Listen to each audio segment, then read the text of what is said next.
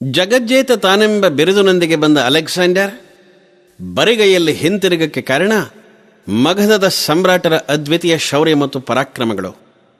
ಆ ಮಗಧದ ರಾಜಧಾನಿ ಪಾಟಲಿಪುತ್ರದ ಇತಿಹಾಸವನ್ನು ಸ್ವಲ್ಪ ಗಮನಿಸೋಣ. ಈ ಪ್ರಾಚೀನ ನಗರ ಇಂದು ಬಿಹಾರದ ರಾಜಧಾನಿ. ಮಗಧ್ ಸಾಮ್ರಾಜ್ಯದ ರಾಜಧಾನಿಯಾಗಿಯೂ ಬೌದ್ಧ ಧರ್ಮದ ಕೇಂದ್ರವಾಗಿಯೂ ಇದು ಮಹತ್ವ ಪಡೆದಿತ್ತು. ಕಥಾ ಸರಿತ್ಸಾಗರದ ಸೋಮಪ್ರಭೆಯ ಕಥೆಯಲ್ಲಿ ಪಾಟಲಿಪುತ್ರವನ್ನು ಪೃಥ್ವಿಯ ಭೂಷಣ ಅಂತ ಕರೆಯಲಾಗಿದೆ. ಇತಿಹಾಸಕ್ಕೆ ತಿಳಿದಂತೆ ಕ್ರಿಸ್ತಪೂರ್ವ 480ರಲ್ಲಿ ಮಗಧದ ರಾಜ ಅಜಾತಶತ್ರುವಿನಿಂದ ಈ ರಾಜಧಾನಿ ನಿರ್ಮಾಣ ಆಯಿತು. ಇದಕ್ಕೂ ಮೊದಲು ರಾಜಗೃಹ ಮಗಧದ ರಾಜಧಾನಿಯಾಗಿತ್ತು.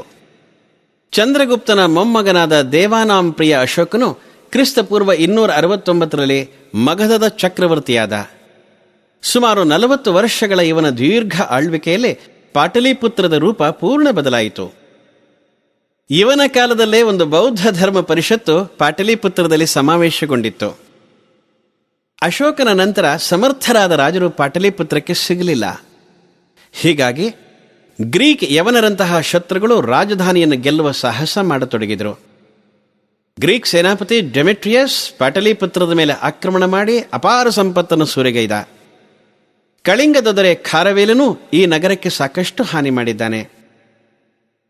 ಈ ಸಮಯದಲ್ಲಿದ್ದ ಮೌರ್ಯ ವಂಶದ ಕೊನೆಯ ದೊರೆ ಬೃಹದ್ರಥನನ್ನ ಅವನ ಶೃಂಗವಂಶೀಯ ಸೇನಾಪತಿಯಾದ ಪುಷ್ಯಮಿತ್ರ ಕೊಂದು ಸಾಮ್ರಾಜ್ಯದ ಸೂತ್ರವನ್ನು ಕೈಗೆತ್ತಿಕೊಂಡ ಮತ್ತು ತನ್ನ ಪರಾಕ್ರಮದಿಂದ ಗ್ರೀಕ್ ಯವನರನ್ನ ಗಡಿಯಾಚೆಗೆ ಓಡಿಸಿದ. ಪುಷ್ಯಮಿತ್ರನ ನಂತರದ ಕೆಲವು ವರ್ಷಗಳು ಪಾಟಲಿಪುತ್ರದ ಬದುಕಿನಲ್ಲೇ ಅತ್ಯಂತ ದುರ್ದೈವದಿಂದ ಕೂಡಿದ್ವು. ಕಣ್ವ ಮತ್ತು ಶಕರ ಆಕ್ರಮಣದಿಂದ ಈ ನಗರ ತತ್ತರಿಸಿತು. ನಂತರ ಮತ್ತೊಮ್ಮೆ ಗುಪ್ತರ ಆಳ್ವಿಕೆಯಲ್ಲಿ ಈ ನಗರದ ಶೋಭೆ ಹೆಚ್ಚಾಯಿತು. ಮೊದಲನೇ ಚಂದ್ರಗುಪ್ತನಿಂದ ಪ್ರಾರಂಭವಾದ ಇವರ ಆಳ್ವಿಕೆ ಸಮುದ್ರಗುಪ್ತನ ಕಾಲದಲ್ಲಿ ವೈಭವದ ಸ್ಥಿತಿ ತಲುಪಿತು. ಇವನು ಸಾಮ್ರಾಜ್ಯವನ್ನು ವಿಸ್ತರಿಸಿ ಅಶ್ವಮೇಧ ಯಜ್ಞವನ್ನು ನಡೆಸಿದ. ಎರಡನೇ ಚಂದ್ರಗುಪ್ತನ ಕಾಲದಲ್ಲಿ ಪಾಟಲಿಪುತ್ರಕ್ಕೆ ಬಂದ ಚೀನಿ ಯಾತ್ರಿಕ ಫಾಹಿಯಾನ್ ಇಲ್ಲೇ 3 ವರ್ಷ ನೆಲೆಸಿ ಸಂಸ್ಕೃತವನ್ನು ಅಭ್ಯಾಸ ಮಾಡಿದ್ದಂತೆ. ಗುಪ್ತರ ಕಾಲವನ್ನು ನಮ್ಮ ಇತಿಹಾಸದ ಸ್ವರ್ಣಯುಗ ಅಂತ ಕರೆಯಲಾಗಿದೆ. ಗುಪ್ತ ಸಾಮ್ರಾಜ್ಯದ ಪತನದ ಬಳಿಕ ಮಗಧ ಹರ್ಷನ ಸಾಮ್ರಾಜ್ಯವನ್ನು ಸೇರಿತು. ಇವನ ಕಾಲದಲ್ಲಿ ಹುಯೆನ್ಸಾಂಗ್ ಭಾರತಕ್ಕೆ ಬಂದಿದ್ದ. ಹರ್ಷನು ಕನೋಜದ ಮೂಲಕ ಆಳ್ತಾ ಇದ್ದದ್ರಿಂದ ಪಾಟಲಿಪುತ್ರದ ಹಿರಿಮೆ ಸಹಜವಾಗಿ ಕಡಿಮೆಯಾಯಿತು. ನಂತರ ಇದರ ಬಾಳಿನಲ್ಲಿ ಒಳ್ಳೆಯ ದಿನಗಳು ಬರಲೇ ಇಲ್ಲ. ಮುಸಲ್ಮಾನರ ಆಕ್ರಮಣಕ್ಕೂ ತುತ್ತಾಯಿತು.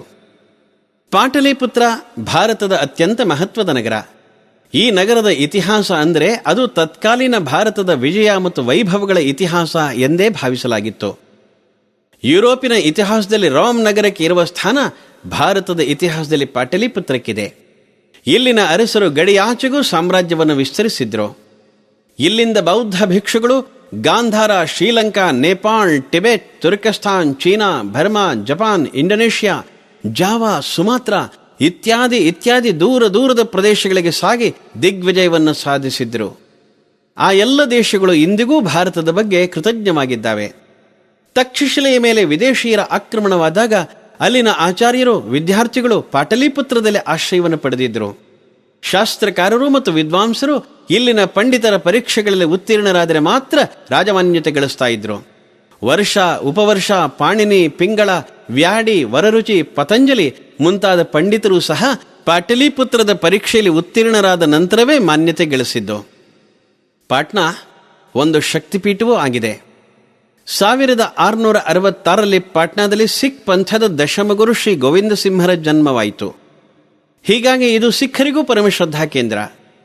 ರಾಜ ರಣಜಿತ್ ಸಿಂಗ್ ಶ್ರೀ ಗುರುಗೋವಿಂದ ಸಿಂಹರ ಜನ್ಮಸ್ಥಳದಲ್ಲಿ ಒಂದು ಸ್ಮೃತಿ ಮಂದಿರವನ್ನು ಕಟ್ಟಿಸಿದ್ದಾನೆ. ಅಲ್ಲಿ ಗುರುಗಳ ಶೈಶವದ ತೊಟ್ಟಿಲು, ಅವರ ಪಾದುಕೆ ಹಾಗೂ ಪವಿತ್ರ ಗುರುಗ್ರಂಥ ಸಾಹೇಬಗಳನ್ನು ಇಡಲಾಗಿದೆ. ಈ ಗ್ರಂಥ ಸಾಹೇಬವನ್ನು ಶ್ರೀ ಗುರುಗೋವಿಂದ ಸಿಂಹರು ಉಪಯೋಗಿಸ್ತಾ ಇದ್ರು. ಅದರ ಮೇಲೆ ಶ್ರೀ ಗೋವಿಂದ ಸಿಂಹರೇ ಬಾಣದಿಂದ ತಮ್ಮ ಹೆಸರನ್ನು ಬರೆದಿದ್ದಾರೆ. ಒಟ್ಟಿನಲ್ಲಿ ನಮ್ಮ ಇತಿಹಾಸದಲ್ಲಿ ಅಚ್ಚಳಿಯದ ಮುದ್ರೆ ಒತ್ತಿದ ತೀರ್ಥ ಪಾಟಲಿಪುತ್ರ.